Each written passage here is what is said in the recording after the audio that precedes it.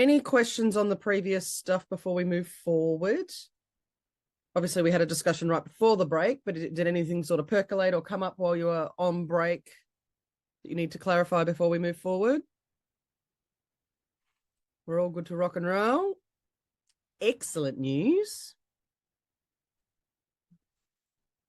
All righty.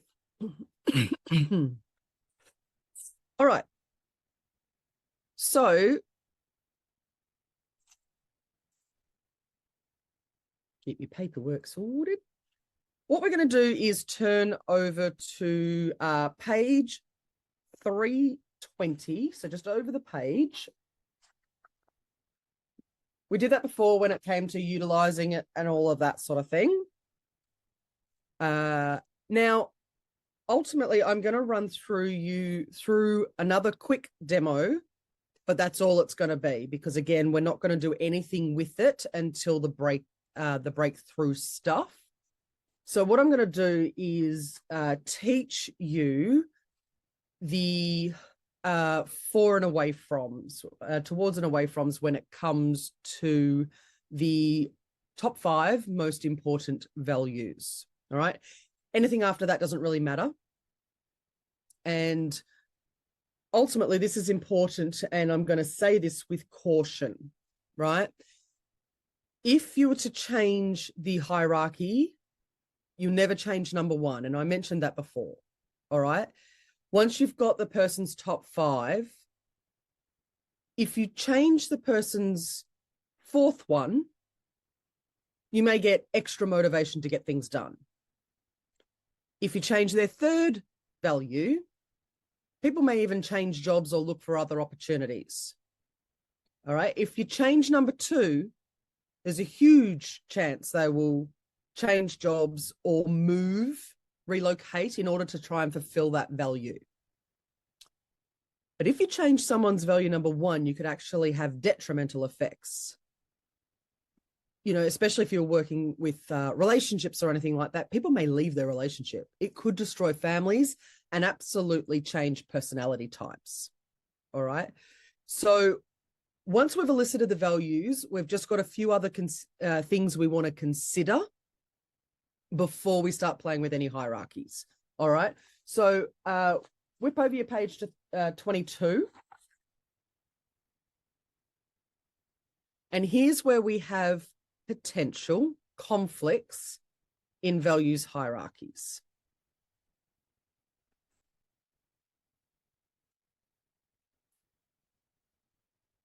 Just because it's pretty blue, I'm going to share it.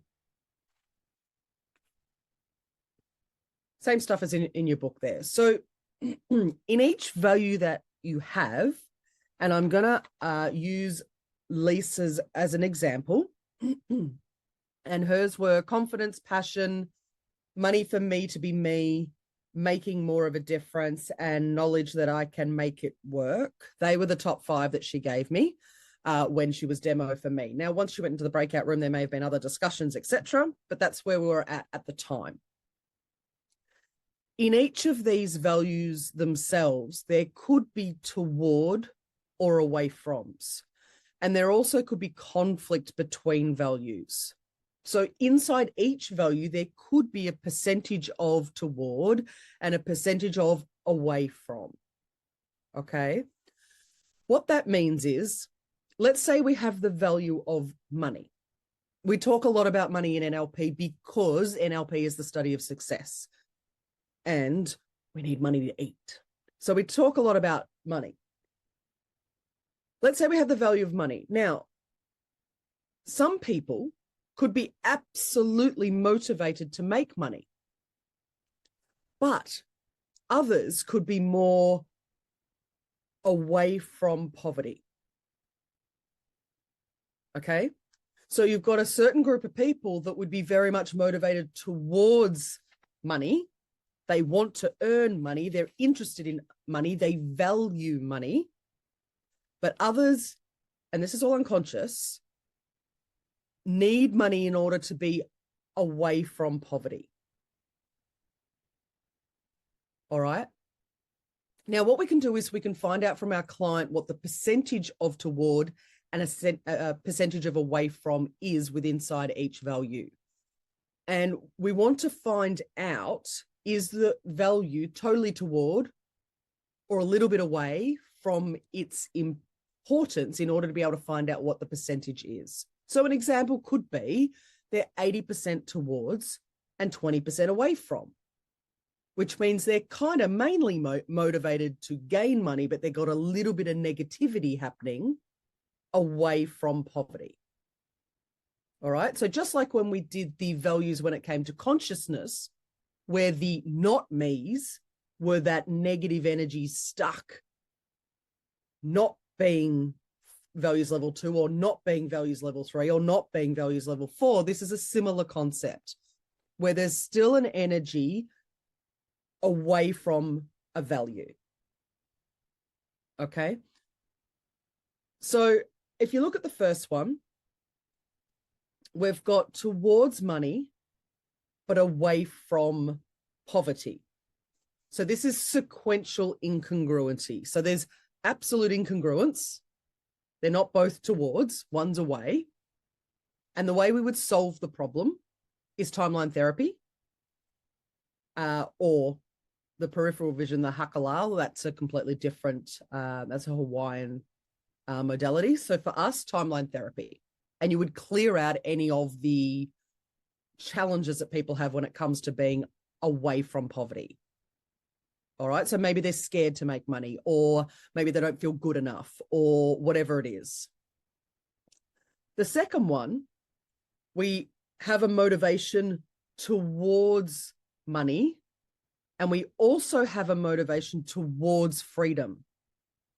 And this is super typical for a small business owner or an entrepreneur to have. I want to make money, but I have no time and freedom to do what I want. And if I happen to have the time and freedom that I want to do what I want to do, will I make enough money? So they want both. And this is simultaneous incongruity. So we've got both things happening at once. And the solution for this is a parts integration. So you remember at practitioner, where we want the two parts to come together as a whole. All right.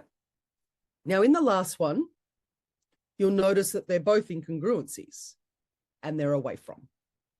So this could be someone who is away from abandonment, but also away from intimacy. So it kind of goes like this. Don't leave me, but don't come too close. Don't leave me, but don't come too close. So again, it's a simultaneous incongruity, but both of them are away froms. And we resolve it with both timeline therapy and parts integration.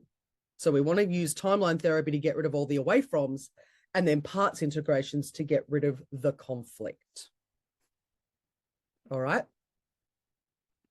So at this point in time, we do nothing other than I will show a demo of how to find out the percentages of away from and with Lisa.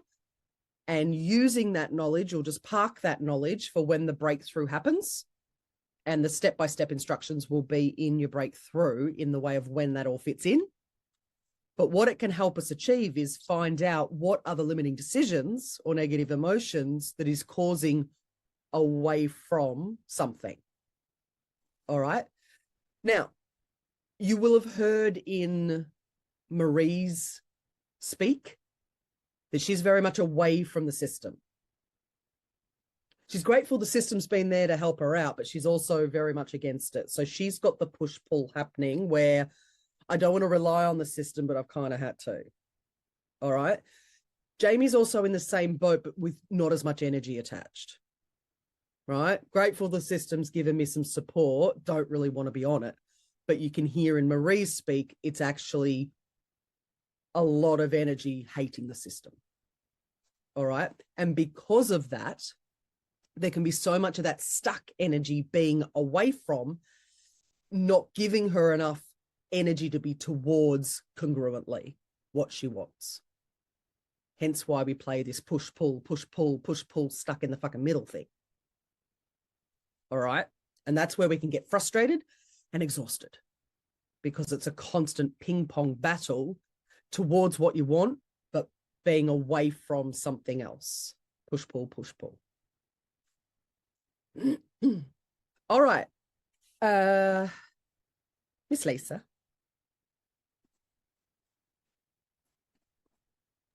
So what we're going to do is find out what percentage of towards and away from you have within your top 5 values. All right. So all I'm going to ask, and I'll give you the question after I've asked it because I don't want Lisa to be preempted into it. All right. I'll give you the exact question to ask, but remember, it's got to be the context. All right. So Lisa, all I want you to do is trust your unconscious mind for me. All right. And just answer the first answer that, or give me the answer, the first answer that comes up for you. So in the context of career and the value of confidence, what percentage is away from?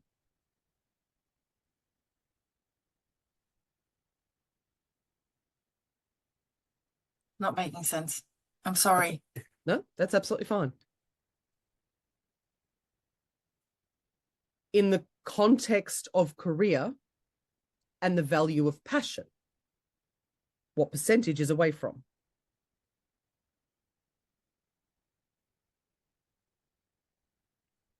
$20. Perfect. In the context of career and the value of money for me to be me, what percentage is away from? 60. In the context of career and the value of making more of a difference, what percentage is away from?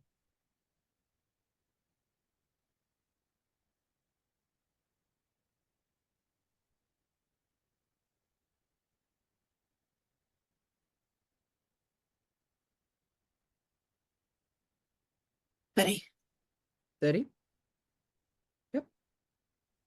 In the context of career and the value of knowledge that I can make it work, what percentage is away from?